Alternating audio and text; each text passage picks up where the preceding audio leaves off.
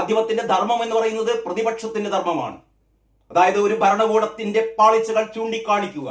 ഭരണകൂടമേ നീ ചെയ്യുന്നത് ശരിയല്ല, കാരണഭൂതമേ നീ ചെയ്യുന്നത് ശരിയല്ല എന്ന് പലവട്ടം പറയുന്നത് ഈ പത്രപ്രവർത്തനത്തിന്റെ ഉദാത്തമായ മാതൃക എന്താണ് എന്ന് പത്രാധിപർ കെ സുകുമാരനൊക്കെ നമ്മളെ പഠിപ്പിച്ചതുകൊണ്ടാണ് കേട്ടോ. അല്ലാതെ കാരണഭൂതത്തോടുള്ള വെറുപ്പ് കൊണ്ട്, ദേഷ്യം കൊണ്ടല്ല.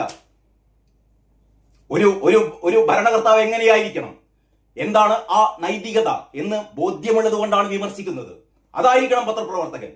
തെറ്റ് കണ്ടാൽ അത് തെറ്റാണ് എന്ന് പറയണം, അല്ലാതെ സ്വന്തം താല്പര്യത്തിന് വേണ്ടിയിട്ട്, സ്വന്തം മുതലാളിയുടെ താല്പര്യത്തിന് വേണ്ടിയിട്ട് ഈ രീതിയിലുള്ള കൂലിയെടുത്ത് നടത്തുന്ന പത്രപ്രവർത്തകര്, പത്രസ്ഥാപനങ്ങള്.